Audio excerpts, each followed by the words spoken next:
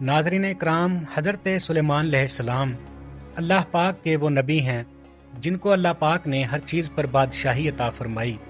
यानी सिर्फ इंसानों पर ही नहीं बल्कि जिन्नात पर, चरिंद और परिंद, हर चीज़ पर अल्लाह पाक ने आपको बादशाही अता फरमाई। एक दिन आप दरबार में मौजूद थे कि अचानक आपने देखा, क्योंकि आपके वज़ू का वक़्त हो चुका था और वज़ू के लिए पानी हुदहुद लेकर आया करता था, आपने देखा कि हुदहुद दरबार में मौजूद नहीं है। तो आपने पूछा कि हुदहुद कहाँ है? क्या परिंदों की कसरत के सबब वो नजर नहीं आ रहा या दरबार से गैर हाजिर है? सबने इधर उधर देखा मगर हुदहुद ना दिखाई दिया। हजरत सुलेमान अलैहिस्सलाम ने कहा, मालूम होता है कि हुदहुद दरबार से गैर हाजिर है। मैं इसे इस कोताही की सख्त सजा दूंगा, बल्कि ज़िबा कर डालूंगा, जब तक कि अपनी गैर हाजिरी का कोई माकूल जवाब पेश ना करे। इनके लहजे में सख्ती देख कर हर तरफ खामोशी फैल गई और सबको हुदहुद के मुतल्लिक तशवीश होने लगी। हुदहुद का ख्याल था कि हज़रत सुलेमान अलैहिस्सलाम के वज़ू के वक़्त तक दरबार पहुंच जाएगा। इसने इसलिए सोचा कि आज मैं एक बुलंद परवाज़ करके दुनिया का नज़ारा करूं। चुनाचे उसने ऊंची उड़ान की और उसे मलका सबा बल्कीस का बाग दिखाई दिया। वो बाग में उतरा तो वहाँ अपने एक हम जिन्स को पाया। हम जिन्स हुदहुद ने हुदहुद सुलेमानी से पूछा, तुम कहाँ से आए हो? मैं मुल्क शाम से हज़रत सुलेमान अलैहिस्सलाम के पास से आया हूँ, हुदहुद ने बताया। हज़रत सुलेमान अलैहिस्सलाम कौन हैं? हम जिन्स हुदहुद ने सवाल किया। हुदहुद सुलेमानी ने जवाब दिया, वो अल्लाह के पैगंबर और तमाम इंसानों, जिन्नों और शयातीन के बादशाह हैं। तमाम चरिंद परिंद इनके मती और ताबिया फरमान हैं। लेकिन तुम कहाँ के रहने वाले हो? वो हुदहुद बोला, मैं इसी शहर का बासी हूँ। इस मुल्क पर मलका बल्कीस हुक्मरान है। अगरचे तुम्हारे बादशाह का मुल्क बहुत बड़ा है, लेकिन हमारी शहजादी भी यमन की मलका है। अगर तुम चाहो तो मेरे साथ चलो, मैं तुम्हें अपने मुल्क की सैर कराऊं। हुदहुद सुलेमानी ने तेजी से कहा, नहीं, मुझे डर है कि नमाज का वक़्त न गुजर जाए, क्योंकि वज़ू के वक़्त हज़रत सुलेमान अलैहिस्सलाम मुझे याद करेंगे और अगर इस वक़्त मैं उनके पास मौजूद ना हुआ तो वो मुझ पर खफा होंगे। बिल्कीस के हुदहुद ने कहा, अगर तुम मेरे मुल्क का कोई तोहफ़ा उनकी खिदमत में ले जाओ तो मुझे यकीन है कि वो नाराज़ नहीं होंगे।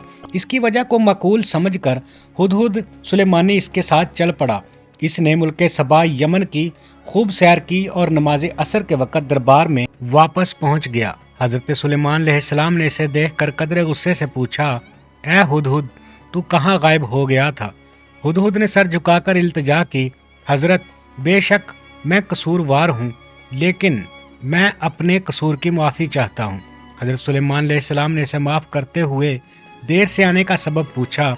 हुदहुद कहने लगा, हुजूर, मैं एक ऐसी बात मालूम करके आया हूँ जिसका अब तक हुजूर को शायद इल्म ना हो। मैं मुल्क सबा की एक ख़ास खबर लाया हूँ और वो ये है कि मुल्क सबा पर एक औरत हुक्मरानी कर रही है जिसे मलका बल्कीस कहते हैं। वो 30 गज लंबे चौड़े और जवाहरात से मरसा तख्त पर बैठी है जो सुर्ख रंग का है। इस तख्ते अहमर के पाए याकूत और ज़मरद से बने हुए हैं। अगरचे अल्लाह ताला ने वहाँ के लोगों को ज़िंदगी की हर आसाइश और नेमत से माला माल किया है, लेकिन वो अल्लाह की वहदानियत के मुनकिर हैं। मलका बल्कीस और उसकी रियाया अल्लाह ताला की बजाय सूरज की पूजा करती है। शैतान ने इनके बुरे आमाल को इनकी निगाहों में अच्छाई का लिबास पहना दिया है और पूरी कौम गुमराही के अंधेरों में डूबी हुई है। मुल्क सबा और मलका बल्कीस का हाल सुनकर हज़रत सुलेमान अलैहिस्सलाम ने हुदहुद से कहा, हम अभी तुम्हारी सच्चाई का इम्तिहान लेते हैं। हज़रत सुलेमान अलैहिस्सलाम ने मलका बल्कीस के नाम एक ख़त तहरीर फरमाया और हुदहुद के हवाले कर दिया कि तुम मलका बल्कीस को एक ख़त पहुंचा के आओ। ख़त लेकर हुदहुद उड़ता हुआ मलका बल्कीस के महल पहुंचा।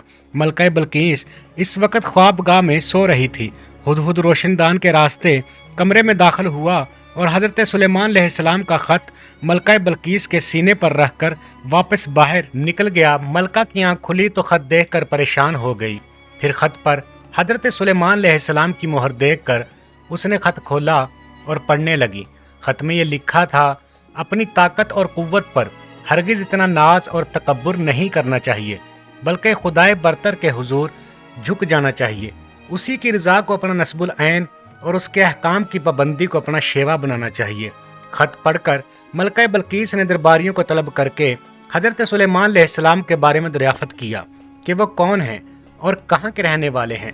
दरबारियों ने बताया کہ حضرت سلیمان علیہ السلام بہت ہی طاقتور اور جلیل القدر بادشاہ ہیں جو خود کو پیغمبر خدا کہتے ہیں اور لوگوں کو دین حق کی دعوت دیتے ہیں۔ دوستو، اگر ہماری ویڈیو آپ کو اچھی لگے تو ہماری ویڈیو کو لائک کر دیں اور چینل کو سبسکرائب کر دیں اور بیل نوٹیفیکیشن کو آن کر دیں۔ یہ سن کر ملکہ نے درباریوں کو حضرت سلیمان علیہ السلام کے خط کے بارے میں بتایا اور انہیں خط کی عبارت سنا کر ان سے مشورہ مانگا کہ اس خط کا کیا جواب دیا جائے۔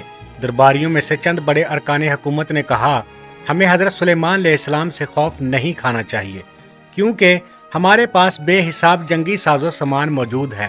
اگر انہوں نے ہمارے ملک پر حملہ کیا تو ہم ڈٹ کر مقابلہ کریں گے۔ اس کے باوجود آپ جو بھی مناسب فیصلہ کریں ہمیں منظور ہے۔ ملکہ بلقیس نے درباریوں کی تجویز سن کر کہا، بے شک ہم طاقتور ہیں، لیکن کسی معاملے کا حل یہ نہیں کہ فوراً جنگ کے لیے تیار ہو جائیں۔ بہتر یہ ہے کہ چند قاصدوں کو بیش قیمت تحائف دے کر حضرت سلیمان علیہ السلام کی خدمت میں بھیجا جائے اور اس بہانے قاصد ان کی شوق و عظمت کا بخوبی اندازہ لگا آئیں گے اور یہ بھی پتہ چل جائے گا کہ وہ ہم سے کیا چاہتے ہیں۔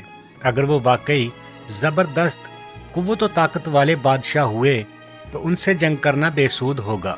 تمام درباریوں نے ملکہ کی رائے پر اتفاق کا اظہار کیا۔ تب ملکہ نے بیش قیمت تحائف کے ساتھ چند فوجی دربار سلیمانی میں روانہ کیے۔ یہ جب دربار میں پہنچے اور انہوں نے حضرت سلیمان علیہ السلام کی خدمت میں تحائف پیش کیے تو حضرت سلیمان علیہ السلام نے تحائف دیکھ کر فوجیوں سے فرمایا، تم جن قیمتی اشیاء سے مجھے بہلانے آئے ہو ان سے زیادہ قیمتی اشیاء میرے اللہ نے مجھے عطا کر رکھی ہیں۔ میرے نزدیک تمہارے تحائف کوئی حیثیت و اہمیت نہیں رکھتے ہیں۔ ملک و حکومت اور مال و دولت میرا نصب العین نہیں ہے۔ میں تو کلمہ حق بلند کرنا چاہتا ہوں۔ میری خواہش ہے کہ تمام لوگ احکامات الہی کے پابند ہو جائیں۔ تم یہ تحائف واپس لے جاؤ اور اپنی ملکہ سے جا کر کہو کہ اگر اس نے میرے نصب العین میں رکاوٹ پیدا کرنے کی کوشش کی تو میں ایک عظیم الشان لشکر کے ہمراہ آ کر اس کے محل کی اینٹ سے اینٹ بجا دوں گا۔ سپاہیوں نے واپس جا کر ملکہ بلقیس کو حضرت سلیمان علیہ السلام کے جواب سے مطلع کیا، ان کی شان و شوکت کا نقشہ بیان کیا۔ تب ملکہ بلقیس فکر مند ہو گئی اور ایک بڑے وفد کو لے کر حضرت سلیمان علیہ السلام کی طرف روانہ ہوئی۔ وہ اپنے عظیم الشان تخت پر سفر کر رہی تھی۔ حضرت سلیمان علیہ السلام کو ملکہ بلقیس کی آمد کا علم ہوا تو انہوں نے درباریوں سے پوچھا، تم میں سے کوئی ایسا شخص ہے جو ملکہ بلقیس کے تخت کو اس کے یہاں پہنچنے سے پہلے لے آئے؟ حضور، دربار کا وقت ختم ہونے سے پہلے ملکہ بلقیس کا تخت میں یہاں لا سکتا ہوں، ایک جن نے ادب سے کہا۔ حضرت سلیمان علیہ السلام نے فرمایا، نہیں، یہ تو بہت وقت ہے، میں اس سے بھی پہلے ملکہ بلقیس کا تخت یہاں دیکھنا چاہتا ہوں۔ تمام درباری خاموش رہے۔ آخر وزیر اعظم آصف بن برخیہ نے کہا، حضور، اگر آپ اجازت دیں تو میں چشم زدن میں ملکہ بلقیس کا تخت یہاں لا سکتا ہوں۔ آپ نے وزیر اعظم آصف بن برخیہ کو اجازت دی اور وہ پلک جھپکنے کی دیر میں ملکہ بلقیس کا تخت وہاں لے آیا۔ آپ نے ملکہ بلقیس کا خیر مقدم کیا اور اس کے آرام و آسائش کا سامان مہیا کیا۔ ملکہ بلقیس حضرت سلیمان علیہ السلام کے حسن و اخلاق سے بے حد متاثر ہوئی اور آپ پر ایمان لے آئی۔